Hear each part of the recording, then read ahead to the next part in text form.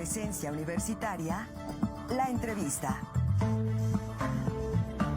Un punto de encuentro para el análisis y la reflexión. Son las 7 de la mañana ya con 43 minutos. Muchas gracias a nuestra invitada. Permítanos usted saludar a la doctora María del Carmen Yassat Botija. Ella es catedrática de Física de la Atmósfera en el Departamento de Física Aplicada de la Universidad de Barcelona, a quien agradecemos enormemente su tiempo para con el público de Presencia Universitaria aquí en México. Doctora, ¿cómo se encuentra? Es un gusto saludarla. Doctora, a ver si nos ayuda con su micrófono porque no la podemos escuchar. Ya está. Listo, No, doctora. estaba silenciado. Muy buenos días, ¿cómo se encuentra? Buenos días. Muy bien. Aquí en España es periodo de vacaciones, por tanto, ahora gozando de las vacaciones, haciendo un stop en mi vida de vacaciones para acceder a esta entrevista. Muchas gracias, doctora. Y bueno, justamente vacaciones, bueno, verano, y podríamos insertar en la reflexión el concepto islas de calor, que es lo que nos ocupa en esta ocasión y en esta entrevista. ¿Qué debemos de entender como las llamadas islas de calor, doctora? Pues la isla de calor es un fenómeno por el cual la temperatura en las ciudades e incluso en ciudades menores, en villas, es superior a la temperatura que habría en ese lugar si no hubieran las construcciones, las edificaciones, las calles. Es decir, es un cambio producido por la presencia de la urbe, ¿no? Tanto con las personas, el aire acondicionado, etc. ¿Eso qué provoca? Eso provoca un aumento. Y ese aumento, cuando es más fuerte, sobre todo es por la noche y en las noches de invierno, es cuando más se nota. El fenómeno de isla de calor, en principio, no tiene nada que ver con el fenómeno del cambio climático. Lo que pasa es que luego se pueden juntar los dos fenómenos y aumentar, por tanto, el efecto de calentamiento de la urbe. Por tanto, isla de calor es este aumento de temperatura debido a la construcción pues, de una zona urbanizada densa, con edificios de hormigón, edificios importantes, incluso ya dependerá luego de si existen muchas zonas verdes o pocas, si el efecto es mayor o menor. ¿Hay un efecto en la salud, en la calidad de vida de los seres humanos, estas islas de calor? Efectivamente, sí. Aquí hay una interacción muy fuerte entre los humanos y la isla de calor, ¿no?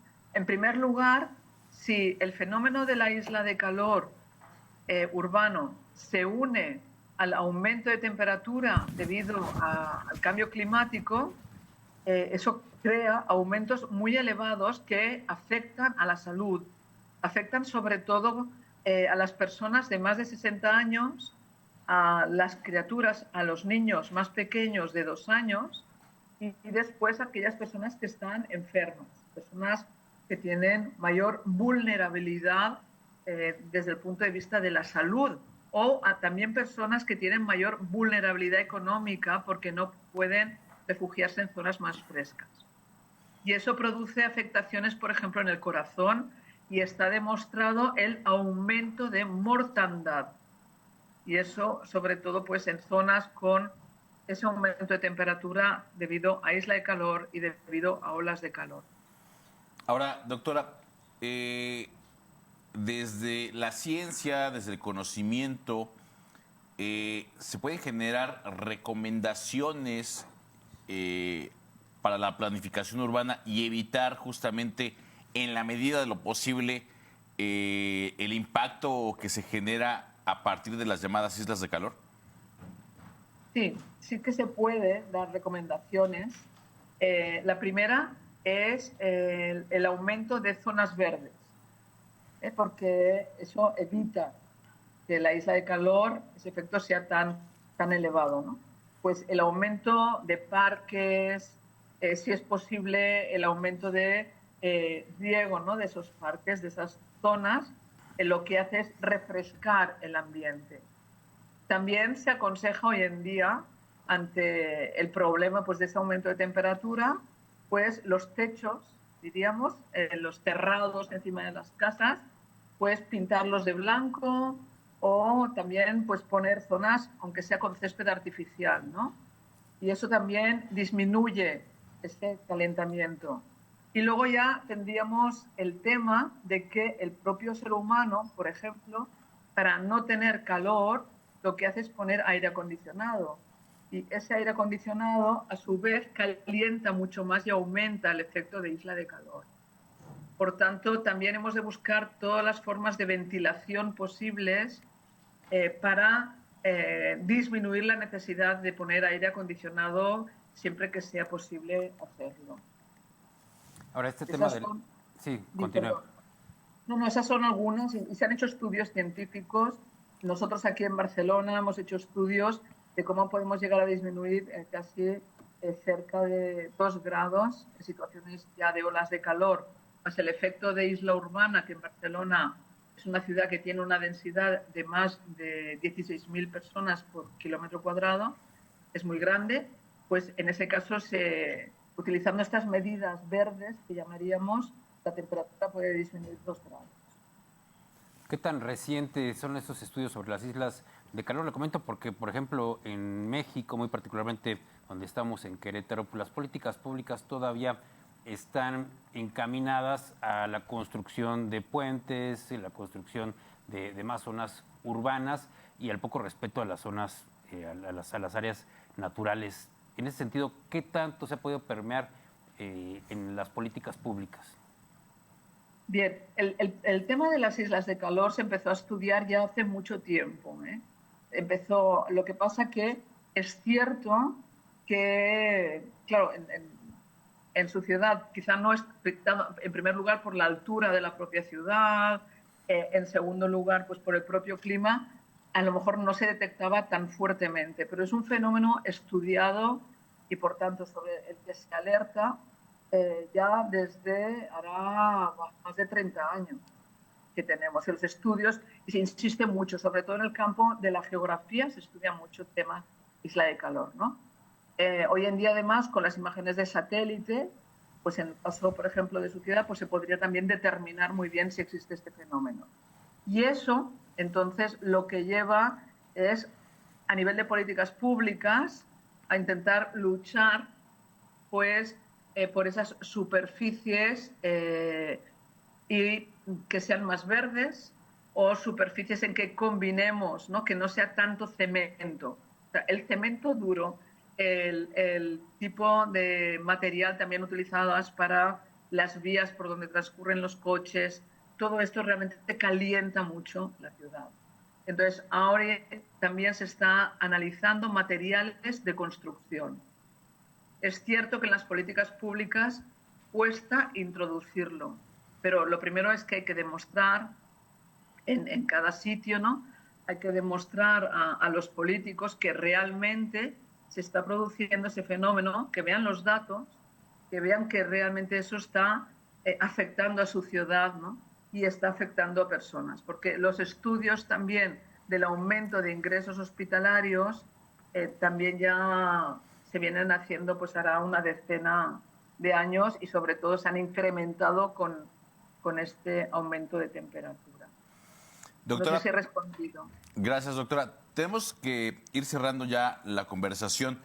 ¿Habrá entonces que pensar en lo inmediato una nueva forma de crecimiento urbano, una nueva forma de construir ciudades, una nueva forma de generar comunidad en las pequeñas y grandes ciudades a partir de esta reflexión? Sí, porque hoy en día además tenemos el conocimiento de lo que puede pasar. Antes no lo teníamos. Es decir, cuando empezaron a construirse las grandes ciudades no se sabía cómo iba a afectar, ¿no? Tanto. Hoy en día realmente se debe tener en cuenta en la planificación urbanística sobre todo esa introducción de zonas verdes, ese mantener en el entorno, pero por el centro también, y luego tener en cuenta dentro de cada ciudad, muy importante, los fenómenos del viento. Por ejemplo, cuando construimos edificios muy altos, eso dificulta mucho más el enfriamiento.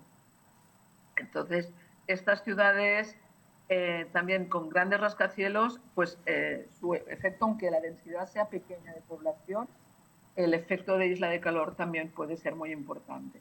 Por tanto, es tener en cuenta zonas verdes, nuevos materiales y conocer luego ya la climatología propia de cada una de las ciudades, el régimen de vientos y de temperaturas. Y hoy en día se dispone de información que se puede utilizar en cualquier parte del mundo.